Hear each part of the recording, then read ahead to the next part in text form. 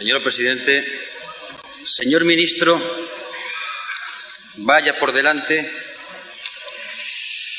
teniendo como testigo los señores diputados y las señoras diputadas, mi máximo respeto hacia su persona y hacia lo que representa. Pero a partir de ahí tendría que recordar algo de mi época de alcalde, cuando yo quería discutir de política económica a nivel de ayuntamiento, nunca discutía con el interventor del ayuntamiento. Y su señoría ha venido aquí, en plan de interventor, en plan contable, a hablar de cifras, números y cantidades. Y yo después voy a entrar para demostrarle al señor interventor que también se puede entrar con otras cantidades. Aquí hace falta un diálogo político también y hablar de política económica, porque el señor ministro ha venido con un aire docto a decir más o menos: miren usted, la realidad de los números es esta, lo digo yo, soy ministro, el gobierno tiene datos, bajemos un poco la humildad al señor interventor. El gobierno, a través del señor ministro, con ese aire docto que acabo de decir, imputa que estamos jugando con los números y no sabemos lo que decimos. Ese gobierno tiene entre su ejecutoria lo siguiente, digo para bajar los humos en las afirmaciones. Para el año 1992, los presupuestos generales de aquel año, elaborados en octubre, se estimaba un crecimiento real del PIB del 3,3%, una inflación del 5,3%, se preveían crear 203.000 empleos, alcanzar una tasa de paro del 15,3%, un déficit por cuenta corriente del menos 2,7% y un déficit conjunto de las administraciones públicas del menos 3,1%. 6 meses después se vuelven a cambiar todas las previsiones porque han fracasado. 3 meses después, en el mismo año, nuevamente se vuelven a equivocar. En enero del 93, nuevo error y nueva corrección. Ahora llegan los presupuestos y corrigen nuevamente. Señor ministro, no tienen ustedes mucha autoridad para hacer formulaciones en cuanto a cantidades, porque ustedes son incapaces de hacer siquiera previsiones que mediantemente puedan aguantar el paso de 15 días o de un mes. Dicho esto, hay otra cuestión importante, señor ministro. Y es que la cuestión de la política económica, como si no hubiese otra salida. Los números mandan. Pues, señor ministro, si los números mandan, ¿qué hacemos aquí con unas elecciones y unos programas electorales? Vamos a la plaza o la escuela de contables y vengamos aquí los números unos de las distintas promociones. Detrás de esto, señor ministro, hay una opción de política económica. Una opción de política económica altamente conservadora. Compare lo que usted trae aquí y habla de sus presupuestos con lo que vienen manteniendo en campañas electorales, con las apuestas que vienen diciendo que se mantiene. Usted trae aquí una política económica que hace recaer sobre las espaldas de los trabajadores los fracasos de su propia política económica. Y se alinean con un pensamiento liberal, que por muy que esté en boga ahora o triunfante políticamente, es trasnochado y anticuado. No ha resuelto el problema del paro. ¿A qué no son ustedes capaces, nadie, ningún gobierno conservador en Europa, de calcular cuántos puestos de trabajo van a crear? Se encuentran perplejos porque del aire de la revolución científico-técnica avanza el número de gente que se queda parada y a lo más que ustedes aspiran a decir que hay que acabar con las rigideces del mercado. Enhorabuena, acaban ustedes de descubrir a Adam Smith, muerto en 1793. Señor ministro, cuando usted plantea aquí toda una batería de datos y dice que no se puede hacer otra política, yo le planteo algo muy sencillo. ¿Qué hacemos con la Constitución española? Los artículos 35, 40, 128 y 129 le atribuyen a los poderes públicos una serie de responsabilidades. ¿Qué hacemos con la Constitución? Entonces hay que dar respuestas desde otros números, desde otras cantidades, desde otra política económica. Y si no, le emplazo a lo siguiente. Lástima que el señor presidente de Gobierno esté ausente, porque sería él, en todo caso, a quien tendría que referirme, sin emplazarle para nada. Si es cierto o no es cierto que pueda haber otra política económica, ¿por qué no la discutimos? ¿Por qué no nos sentamos horas tras horas, comisiones de trabajo, para ver si es posible hacerla o no es posible hacerla?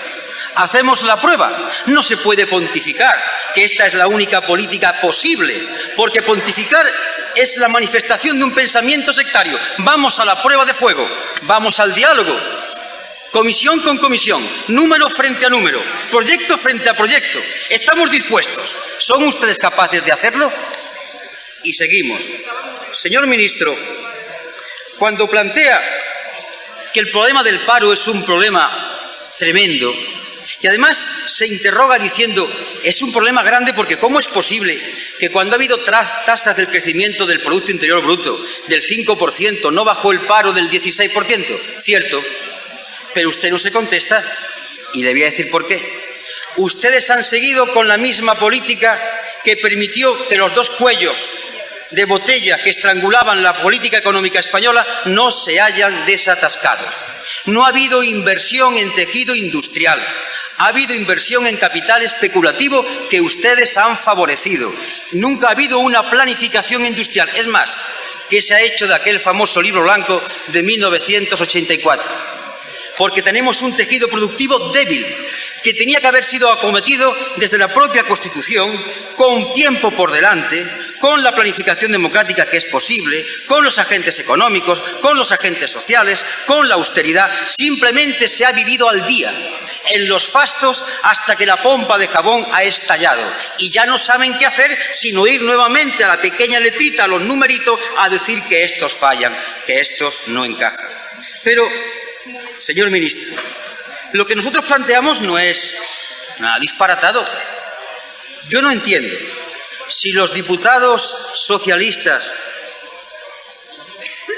en nombre del Partido Socialista Obrero Español, en el Parlamento Europeo, están representando al partido o a otra cosa. ¿Quiere leer lo que aprobaron el otro día sobre el mercado de trabajo, el reparto del empleo y la intervención de los poderes públicos en la economía? ¿O es que tenemos elecciones para el año que viene y vale cualquier cosa porque el papel es sufrido? ¿Cómo pueden ustedes mantener una práctica política aquí y otro discurso en Europa? Esto que en ustedes es habitual tiene que ir acabando, porque está acabando la propia paciencia del pueblo español. Y sigo más. Señor ministro, datos sobre datos. Cuando el señor ministro plantea que no puede haber otra política y que los impuestos no se pueden tocar, permítame que entre ya en su terreno y con tranquilidad comience a leerle algunas cifras. Ingresos. Por IRF, reducción de gastos fiscales, 115.000 millones de pesetas, eliminando la reducción de 25.000 pesetas en los rendimientos del capital mobiliario, tributando las viviendas distintas de la habitual a un tipo mayor, limitando la deducción sobre inversión en inmuebles, eliminando la deducción en la cuota de las primas de seguros de vida. Por sociedades, reducción de gastos fiscales, 200.000 millones. Por patrimonio, potenciando su recaudación sobre todo las grandes fortunas. Se modifican los tramos de base imponible y los tipos, lo cual produciría un incremento en su recaudación superior a 100.000 millones. Impuestos sobre bienes suntuarios, 5.000 millones. Tributarían aquellos bienes y servicios que, estando gravados por el IVA al tipo general, se considerasen como bienes de lujo. Impuestos sobre las viviendas desocupadas, 250.000 millones. Este aumento de ingresos supondría más recursos y, por tanto, menos transferencias del Estado a otros organismos. También se presentó una proposición de ley en agosto del 93, junto con las demás. Tasa de aplicación ecológica, 150.000 millones de pesetas. Y así, dividendos por privatizar, lucha contra el fraude y mantenimiento del déficit público. Porque, señor ministro, en Europa, y usted, conservo todas sus declaraciones, han llegado a cuestionarse razonablemente la flexibilidad de los plazos de la Unión Económica y Monetaria. Ustedes saben que no se puede mantener para finales del 96 las cifras macroeconómicas, los parámetros y esos objetivos. Nadie los puede mantener. De hecho, Portugal ya se ha descolgado diciendo que no puede llegar a ellos. Y los demás países, sus dirigentes, están confesando clarísimamente que no pueden mantener esos parámetros en la fecha fijada. Pero además, si se abre paso lo que dijimos nosotros en esta Cámara y que el propio Delors dice, que hay que incorporar la tasa de paro, todo el edificio se viene abajo, porque si la tasa de paro se incorpora como un parámetro a conseguir, empieza a desvencijarse el edificio que habla del déficit, de los intereses, de la deuda pública. Por tanto, señor ministro, cuando se le imputa que ustedes, se siguen aferrando a lo mismo, es que ustedes en estos momentos no tienen salida y están manteniendo una política cuando los demás están reconsiderando siquiera los plazos para llevarla a cabo. Mantener que lo importante en política económica es acabar con el déficit, no generando tejido productivo, es seguir en la senda de la destrucción de tejido productivo y, por ende, hundimiento de la economía. La reducción del déficit, señor ministro, no significa creación de riqueza, simplemente es un apunte contable en el cual la entrada y los gastos se equilibran, pero a partir de ahí lo que ocurra alrededor de la sociedad no importa. La gente come, no come, tiene paro, no tiene paro, eso sí, los números encajan. Por eso, señor ministro, yo hubiese deseado, y si hay después oportunidad de hablar, tener un debate político, porque yo nunca debatía con el interventor de mi ayuntamiento.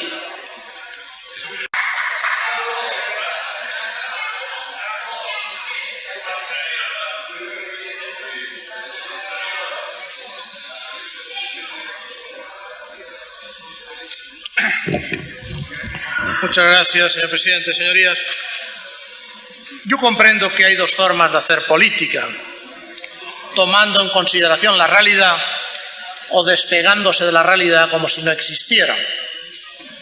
Posiblemente lo que usted llama interventores somos aquella gente que intentamos tener los pies en el suelo e intentamos ser realistas respecto a los planteamientos que hacemos. Pero seguramente mi intervención tiene tanta carga política como la suya, y de ahí posiblemente su irritación respecto a mi intervención. Su señoría pone de relieve que hay errores. Por supuesto que hay errores. Cualquier cuadro macroeconómico tiene errores. Ya le avanzo que el cuadro que acabamos de definir ahora tiene evidentemente el gran valor de su coherencia y de ser un elemento de referencia para ver cómo evoluciona el futuro.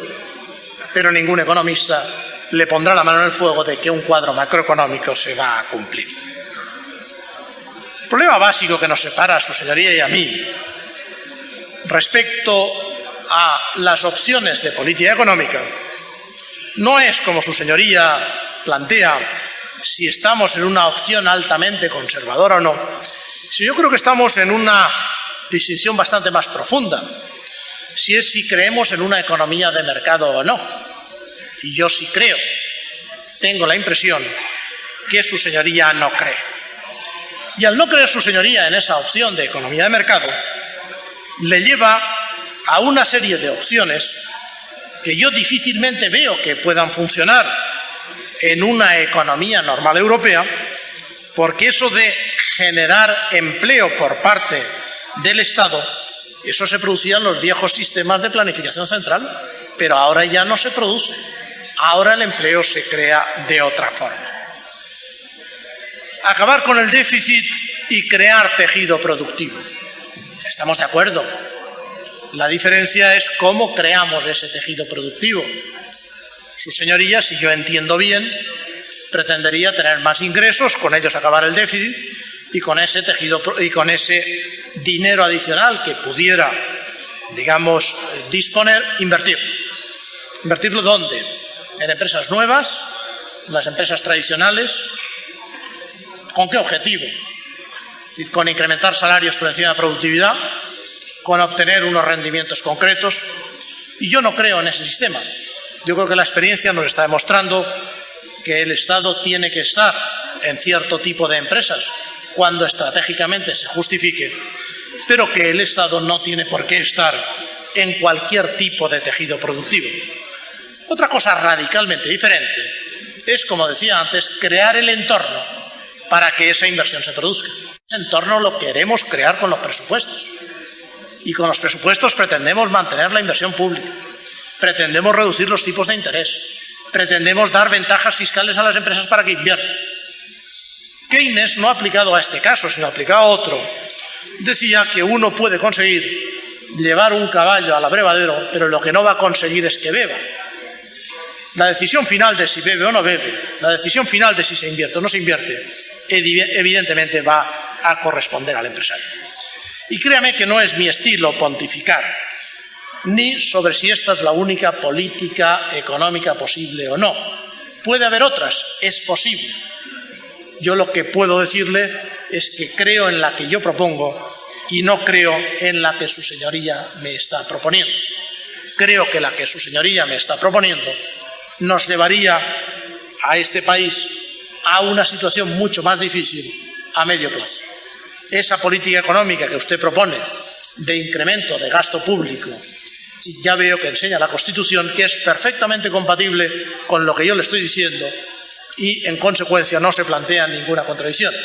Pero esa política económica que usted está proponiendo, evidentemente, nos llevaría a la catástrofe a plazo. Se lo he dicho antes, que cuando hablábamos de reforma del mercado de desempleo, perdón, de la prestación de desempleo, nuestra gran diferencia con los sindicatos, en términos económicos, en términos que usted llamaría de interventor de ayuntamiento, es de 500.000 millones de pesetas. Es, por lo tanto, de 50.000 millones de pesetas adicionales en intereses de déficit cada año durante un periodo muy largo de tiempo.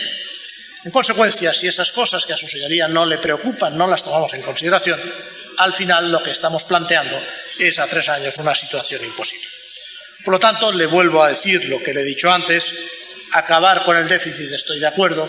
Evidentemente, ese planteamiento de crear tejido productivo con presencia del Estado no acabo de verlo. Lo que el Estado puede, debe y va a hacer es crear el entorno para que la inversión se produzca y que el empleo se cree de forma sana. Muchas gracias. Gracias, señor ministro. Señora Anguita.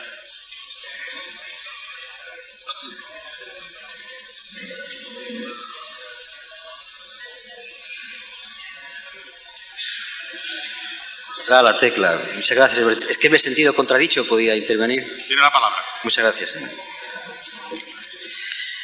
Señor Solbes, no me impute a mí lo que yo no he dicho. Menos mal que tengo manos y le he podido enseñar a usted la Constitución. No se me evada. Yo he citado artículos de nuestra Constitución que hablan de la planificación democrática, de que los poderes públicos, es decir, ustedes, gobierno, usted en concreto, no puede hacer un discurso que habla del lado y la mano invisible de la economía, sino que tiene que comprometerse en opciones de política y de intervención del sector público porque se lo manda la Constitución, señor ministro. La Constitución que le está diciendo que los españoles tienen el derecho al trabajo, que habla incluso, aunque usted es antiguo cuando lo diga, de que los trabajadores pueden llegar a adquirir la propiedad sobre los medios de producción. ¡Qué horror!, ¿verdad, señor ministro? Porque eso sin duda está muy reñido con la filosofía del liberalismo. Cuando se plantea otro tejido industrial, le habla usted del libro blanco y le he lanzado un reto muy modesto. ¿Por qué no nos sentamos a discutir, simplemente a intercambiar puntos de vista, comisión de trabajo frente a comisión de trabajo, números frente a números, política económica frente a política económica? Yo a eso me remito, cuando usted quiera, cuando quiera el gobierno, cuando quiera el señor presidente del gobierno y lo tenga bien. Eso sí, vamos a discutir, no a claudicar ni a pedir nada, sino simplemente a constatar argumento con argumento y número frente a número.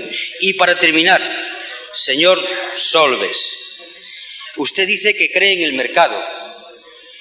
Y yo también, pero tengo que decir una cosa. Es que usted confunde mercado con sistema capitalista. Y no es lo mismo.